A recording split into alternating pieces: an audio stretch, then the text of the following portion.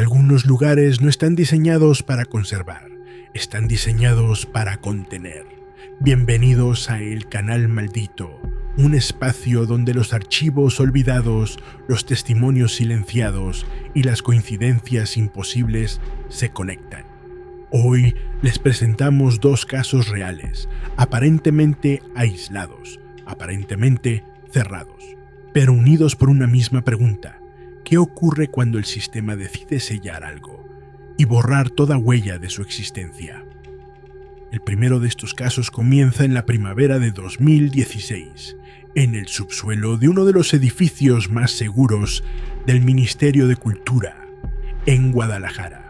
Un archivo subterráneo especializado en la conservación de documentos históricos que desde hace más de 20 años mantiene una temperatura constante de 18 grados Celsius y una humedad del 45% en sus cámaras. Todo controlado, milimétricamente, por un sistema de climatización industrial centralizado, un entorno perfectamente diseñado, hasta que algo se desajusta. El 18 de mayo, la empresa subcontratada para el mantenimiento recibe un aviso inusual. Un técnico, Miguel López, es asignado para revisar una posible pérdida térmica localizada en el módulo C2. Según el plano digital, la zona marcada no debería existir. Figuraba como área de paso desactivada en 2003.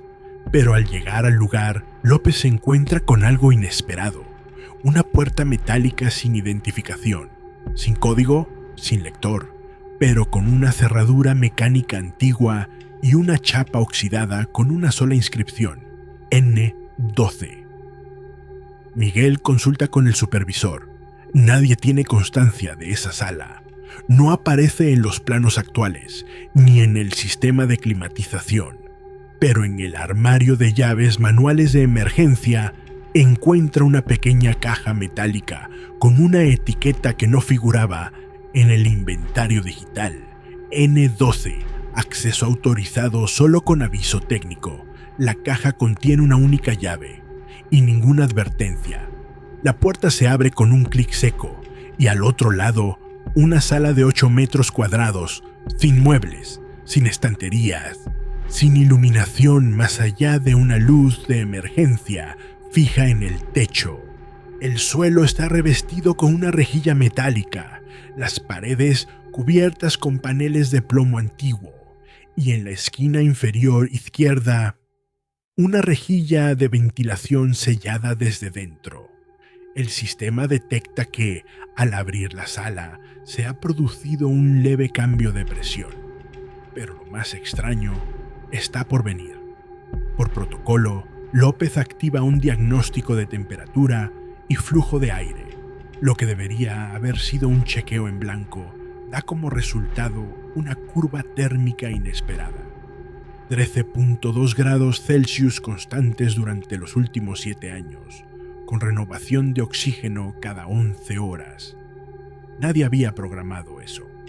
Y lo más inquietante, el sistema al que responde esta sala no tiene conexión con la consola central. Es un subsistema independiente, activo y operativo.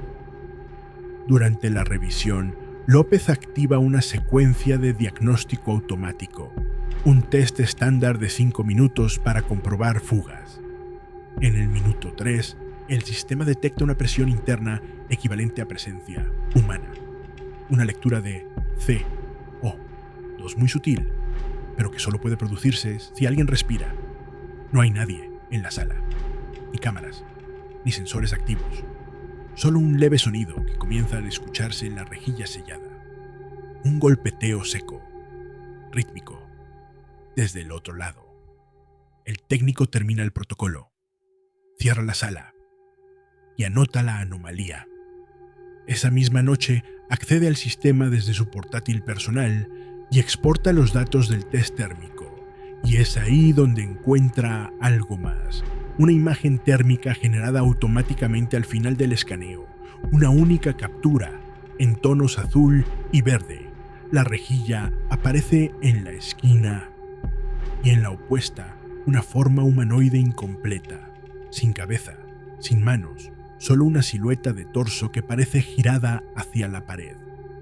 Al día siguiente, López vuelve a presentarse en el archivo, pero el acceso al módulo C2 ya no está disponible, ni siquiera en el sistema antiguo. La consola marca esa zona como área no registrada.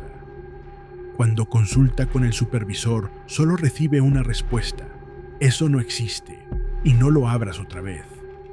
El técnico conserva la imagen térmica, pero semanas después su contrato no es renovado y el informe N12 desaparece del historial de intervenciones.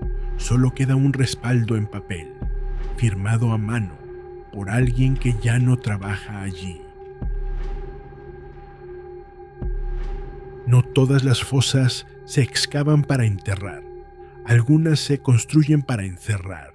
5 años después del informe N12, al norte de Burgos, ocurre algo que jamás fue comunicado a los medios: un hallazgo forense durante una excavación legal que parecía cerrar una etapa oscura de la historia, pero que en realidad abrió una puerta que nunca debió tocarse. En julio de 2021, un grupo de arqueólogos forenses recibió la autorización para intervenir una zona de descanso sin registrar oficialmente en los archivos del cementerio de un pequeño pueblo. Una de tantas actuaciones destinadas a identificar víctimas de la guerra civil dentro del programa estatal de memoria histórica. La zona asignada parecía inofensiva: un rectángulo de tierra seco, sin lápida, solo delimitado por una loseta de cemento antiguo, casi completamente cubierta por maleza. En el centro, al limpiarla, se revelaron 3 marcas talladas a mano: un círculo, una cruz y una línea vertical. Ningún símbolo religioso estándar, ninguna firma, solo esos signos grabados de forma rudimentaria pero con precisión simétrica. La intervención comenzó con normalidad. Se delimitó el perímetro, se excavó con las herramientas habituales y a los 60 centímetros de profundidad apareció la losa superior. Una losa pesada de más de 300 kilos que cubría una cavidad rectangular sellada sin argamasa, solo encajada con un sistema de presión estructural. Era una fosa seca, sin humedad, sin deterioro, y dentro 3 cuerpos. La disposición no era habitual. Los 3 cuerpos estaban colocados de forma perfectamente alineada, con los brazos cruzados sobre el pecho, los 3 mirando hacia arriba, mismo estado de conservación, sin signos de trauma externo visibles, y sin ningún objeto personal, ni ropa, ni restos de tela, ni elementos funerarios. Solo cuerpos, simétricos y en completo silencio. Pero lo más extraño fue lo siguiente: los 3 esqueletos presentaban exactamente la misma fractura, una sección limpia del húmero derecho, a la misma altura, con la misma inclinación. No era un golpe, no era desgaste, era una sección precisa, como si se hubiera hecho con una herramienta quirúrgica, pero sin marcas en la superficie ósea. El arqueólogo responsable, Dr. Adrián Muñoz, anotó la anomalía en el informe preliminar y los restos fueron trasladados a la cámara frigorífica del laboratorio forense local para su análisis. Allí se activaron los sistemas de inspección térmica de rutina como parte del protocolo de recepción. Y fue entonces cuando ocurrió lo imposible. Durante las siguientes 12 horas, los sensores registraron actividad calórica leve en las extremidades derechas de los 3 cuerpos, nada compatible con descomposición, ni con reacción química conocida. Una fuente de calor estable, con picos cada 47 minutos, como un pulso residual. Los técnicos pensaron en error del sistema. Repitieron el escaneo, cambiaron de dispositivo, verificaron la calibración. Los resultados eran los mismos. Solo las extremidades derechas, solo los brazos, solo los cuerpos de la fosa 47B. El número, por cierto, no fue asignado por el equipo. Lo encontraron escrito a lápiz en una hoja doblada dentro del maletín de transporte, a pesar de que nadie lo colocó allí. Solo decía Fosa 47B, no remover patrón. El doctor Muñoz decide archivar la anomalía en físico. El informe digital nunca llega a subirse a la plataforma del ministerio. Y 2 días después, uno de los antropólogos del equipo solicita la baja indefinida. No por enfermedad, ni por estrés. Solo escribe en su solicitud: yo lo vi moverse. Nadie le responde. Nadie lo contradice, y el asunto es cerrado sin acta final. Pero hay más. El 3 de agosto, cuando los operarios cubren de nuevo la fosa tras la retirada de los cuerpos, ocurre algo que ninguno de ellos se atreve a explicar. Las marcas, el círculo, la cruz y la línea vuelven a aparecer en la superficie, formadas por el polvo, la erosión del cemento y la humedad, como si el suelo recordara la geometría. El equipo decide abandonar la zona, y a los pocos días, el doctor Muñoz recibe un correo desde una dirección desconocida. No tiene texto, solo una imagen adjunta. La imagen muestra una sala cerrada, con una rejilla en la esquina y una silueta difusa en la pared opuesta, exactamente la misma sala que aparece en el informe térmico del caso N12, el informe que Miguel López tomó 5 años antes. Pero Muñoz no conoce a López, ni sabe qué es el protocolo N12, hasta que en 2022 coinciden en un seminario de conservación, y lo que comparten cambiará la historia para siempre. La casualidad es una explicación cómoda, hasta que se repite demasiado. Cuando Miguel López y el doctor Adrián Muñoz coincidieron por primera vez en el Seminario Nacional de Conservación Subterránea, ninguno de los dos pensaba hablar de lo que habían visto. Ambos habían archivado sus experiencias como errores del sistema, anomalías técnicas, momentos aislados. Pero la conversación comenzó con una simple frase: «¿Tú también tuviste problemas con una rejilla sin conexión?» Aquel encuentro ocurrió en abril de 2022, en Zaragoza. López presentaba una ponencia sobre protocolos de aislamiento térmico en archivos sellados.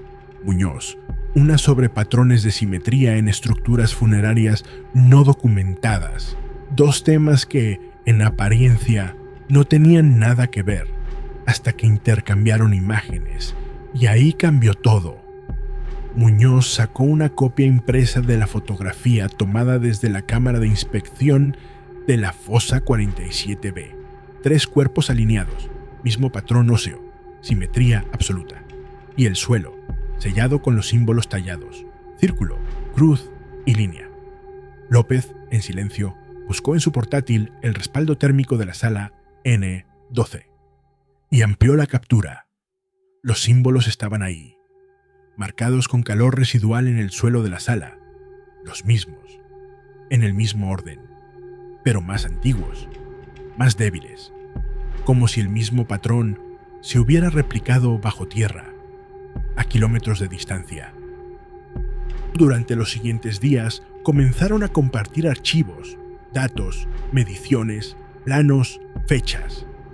Descubrieron que el sistema de ventilación de la sala N12 y la cavidad de la fosa 47B compartían una medida común, 8 metros cuadrados, con orientación norte-sur, y una profundidad idéntica, 1,74 metros.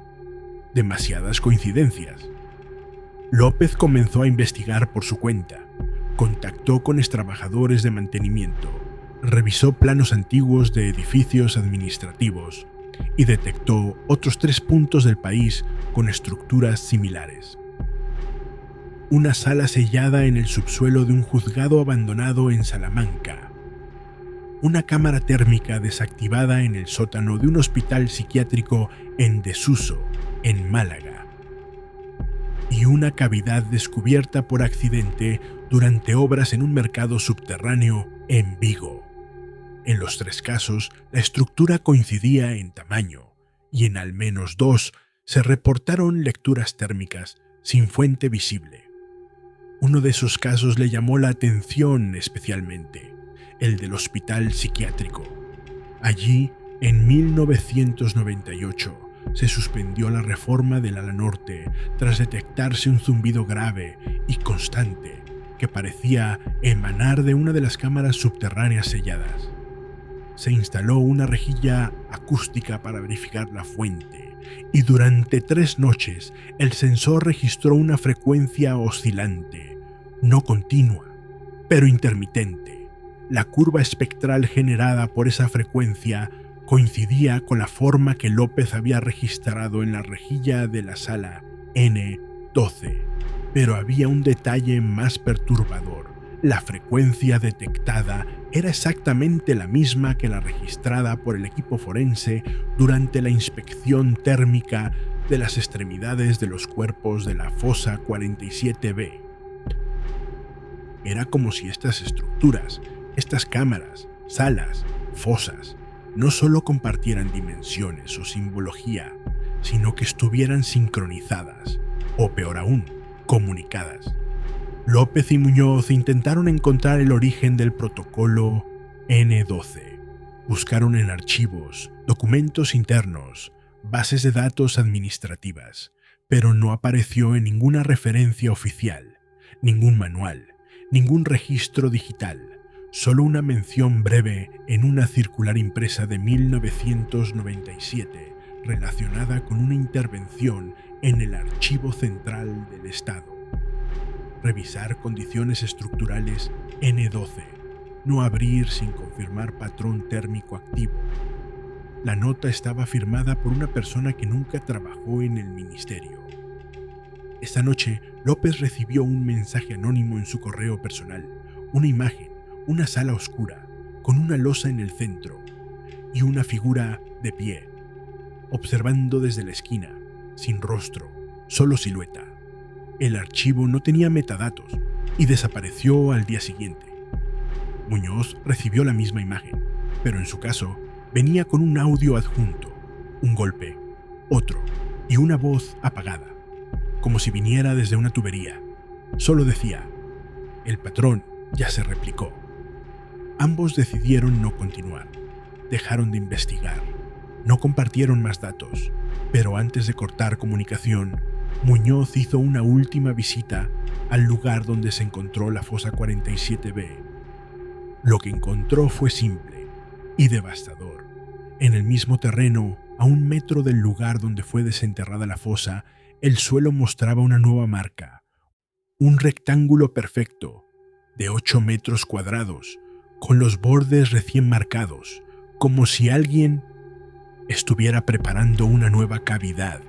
Y en el centro, grabado en el polvo húmedo, una letra N y un número 13. Hay estructuras que envejecen y otras que esperan. Tras cortar comunicación en 2022, ni Miguel López ni Adrián Muñoz volvieron a hablar del tema. Cada uno volvió a su rutina. Pero durante los meses siguientes ocurrieron cosas que no podían ignorar. El primero en notarlo fue López. En abril de 2023 recibió una alerta automática de un sistema de ventilación industrial en desuso, una vieja configuración que había instalado años antes, pero que nunca se llegó a activar. El sistema, asignado a un almacén cerrado en Toledo, marcaba una anomalía de presión. Una fluctuación, cada 47 minutos, exactamente la misma frecuencia registrada en la fosa 47B. López se desplazó al lugar. El almacén estaba abandonado desde 2009. Nunca fue inaugurado. Solo un esqueleto de hormigón sin uso. Pero en el subsuelo encontró una cavidad sellada con los mismos parámetros térmicos que la sala N12. Misma profundidad, mismo patrón de ventilación y una rejilla desde donde se escuchaba algo, un zumbido bajo, continuo, como una respiración amortiguada.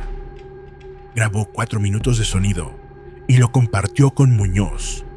El arqueólogo respondió de inmediato. Le envió una imagen tomada 2 días antes. Había vuelto a visitar el cementerio de la Fosa 47B. Allí, en el terreno colindante, una losa nueva había sido colocada, sin autorización, sin permiso de obra. Los vecinos dicen que fue el ayuntamiento, pero no hay registros. Sobre la losa, 3 marcas recién grabadas: círculo, cruz, línea, y una inscripción adicional: N12, activo. López intentó acceder al protocolo N12 desde su antiguo sistema, pero su contraseña había sido revocada. Cuando usó una conexión alternativa, el servidor mostró un único mensaje: no acceda a lo que ya fue contenido. Ambos decidieron reencontrarse una última vez. Se citaron en Zaragoza, el mismo lugar donde todo comenzó, y decidieron volver a revisar los lugares donde detectaron coincidencias. Pero algo ya había cambiado. En todos ellos, los accesos estaban sellados. No con cadenas, no con candados, con placas nuevas, metálicas, con números y símbolos, pero sin responsables, sin avisos públicos, sin obras registradas, solo presencia, silencio y el eco de algo a punto de despertar. Muñoz revisó uno de los símbolos grabados en la losa de Toledo, un símbolo que no reconocía, hasta que lo comparó con un fragmento hallado años atrás en una excavación en el norte de Palencia. Una tablilla de piedra, sin texto, solo con una figura repetida 3 veces, la misma que aparecía ahora en los accesos, un círculo interrumpido por una línea vertical, como una cerradura sin llave. Intentaron denunciar la situación, pero nadie respondió. Ningún organismo reconoció las estructuras, ningún archivo aceptó sus pruebas, y entonces comenzaron los errores. Primero, archivos que desaparecieron de sus ordenadores. Luego, mensajes reenviados que ninguno de ellos había escrito, imágenes alteradas, formatos corruptos. Todo lo que documentaron comenzó a desvanecerse, como si el sistema estuviera protegiendo lo sellado. La última comunicación entre ambos fue el 17 de julio de 2023. López envió una nota de voz. Solo duraba 6 segundos. El sistema está respirando. Y luego, silencio. Desde entonces ninguno de los dos volvió a comunicarse. Sus redes quedaron inactivas, sus correos desactivados, sus nombres eliminados de las bases públicas de sus respectivos colegios profesionales. Pero alguien filtró un último documento, una captura, solo una, sin ubicación, sin firma, una sala oscura, con paredes metálicas y en el suelo el símbolo grabado, repetido 47 veces. Al fondo, una figura, de pie, mirando a la cámara.